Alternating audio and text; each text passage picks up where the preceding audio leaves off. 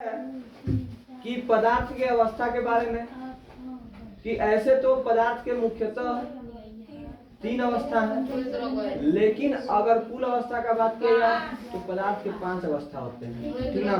मुख्यतः 3 होते हैं, ठोस, द्रव्य, गैस, और चौथा जो है वो होता है प्लाज्मा, और 5वां जो है वो होता है बीसी कंडेंसेट। इसी को बोस-आइंस्टीन कंडेंसेट के नाम से हम लोग जानते हैं। अब हम लोगों को पढ़ना है कि ठोस, द्रव्य, गैस के गुण क्या क्या होते हैं। सबसे पहले जानेंगे अंतराणविक आकर्षण बल। ठोस पदार्थ में अंतराणविक आकर्षण बल जो होता है वो सबसे ज्यादा होता है, और द्रव में अंतराणविक आकर्षण बल जो होता है वो ठोस से कम होता है, लेकिन गैस से ज्यादा होता है। और गैस में अंतराणविक स्थान की अगर बात किया जाए तो सबसे कम होता है, ठीक ना। अगर वहीं अंतराणविक स्थान का बात किया जाए तो ठोस पदार्थ में अंतराणविक स्थान जो होता है बहुत कम होता है, नगण्य या नाही के बराबर होता है।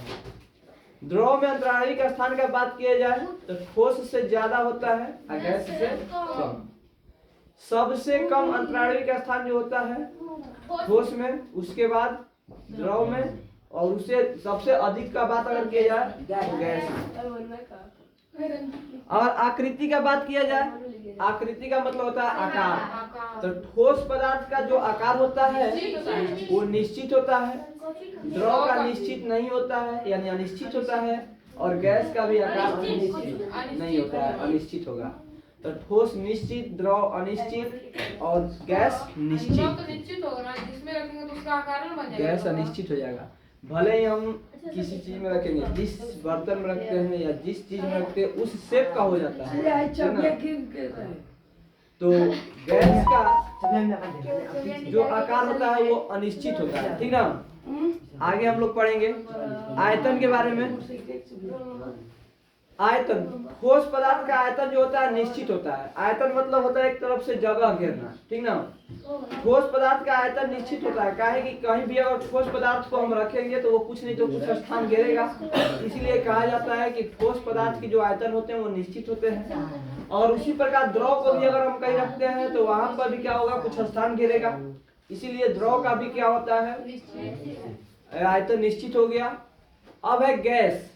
गैस को अगर कहीं रखेंगे तो वो जमीन से छोड़ के ऊपर रहता है, तो वो कुछ स्थान घेरा नहीं, तो इसीलिए उसका जो आयतन है वो क्या हो जाएगा, अनिश्चित हो जाएगा। अब अगर द्रवणांक और क्वथनांक का बात किया जाए तो ठोस पदार्थ का जो द्रवणांक होता है बहुत ज्यादा होता है, और द्रव का ठोस से कम होता है, और गैस का द्रवणांक और क्वथनांक सबसे कम होता है। अगर वही घनत्व का बात किया जाए तो ठोस पदार्थ का घनत्व जो होता है बहुत अधिक होता है, और द्रव का घनत्व जो होता है ठोस से कम होगा, और गैस का घनत्व जो है वो बहुत कम होगा, ठीक। उसके बाद घनत्व बराबर एक फॉर्मूला होता है द्रवणांक का बता में आयतन, घनत्व बराबर द्रवणांक बता में आयतन। अब ये संपिंड क्या होता है।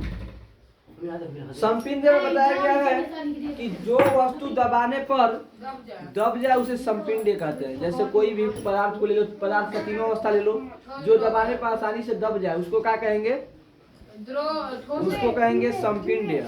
और जो वस्तु दबाने पर आसानी से ना दबे उसको कहेंगे असंपिंड कहेंगे, ठीक ना। उसके बाद ठोस पदार्थ जो होते हैं असंपिंडीय होते हैं। ठोस पदार्थ क्या होते हैं, असंपिंडीय होते हैं, जबकि द्रव को भी देखा जाए तो वो भी असंपिंडीय होते हैं, और गैस पदार्थ जो होते हैं वो संपिंडीय होते हैं। गैस को जब हम दबाएंगे ना तो वो क्या होगा, दब जाएगा। अब है बहाव के गुण। बहाव के गुण क्या क्या होते हैं, तो बताया गया है कि ठोस पदार्थ में बहाव नहीं होता है। ठोस पदार्थ को बहते हुए कौन कौन देखा है, कोई नहीं। यानी ठोस पदार्थ में बहाव होता ही नहीं है। ठोस पदार्थ को जहां पर रखेंगे वहीं पर जाकर के वो स्थिर हो जाएगा, ठीक ना। द्रव में क्या होता है, बहाव होता है। पानी द्रव है, पानी को बहते हुए सब लोग देखा होगा, ठीक ना। गैस में भी बहाव होता है। गैस उच्च दाब से निम्न दाब की ओर क्या करता है, बहता है। ये हो गया। अब है विसरण। विसरण में बताया गया कि ठोस विसरण का गुण नहीं पाया जाता है। ठोस पदार्थ में विसरण का गुण नहीं पाया जाता है, और द्रव में विसरण का गुण पाया जाता है। और गैस में विसरण का गुण पाया जाता है। ठीक ना, तीनों में दो में पाया जाएगा, द्रव और गैस में, और ठोस में विसरण का गुण नहीं पाया जाता है। अब है कण की स्थिति या गति। कहा गया है कि ठोस पदार्थ जो होते हैं वो स्थिर होते हैं। ठोस पदार्थ क्या होते हैं? स्थिर। और द्रव पदार्थ जो होते हैं गतिशील होते हैं। और गैस जो होता है वो सबसे ज्यादा गतिशील होता है। ठीक ना, इसके बाद हो गया खत्म। इसके आगे पढ़ेंगे हम लोग कल। तब तक के लिए बाय बाय।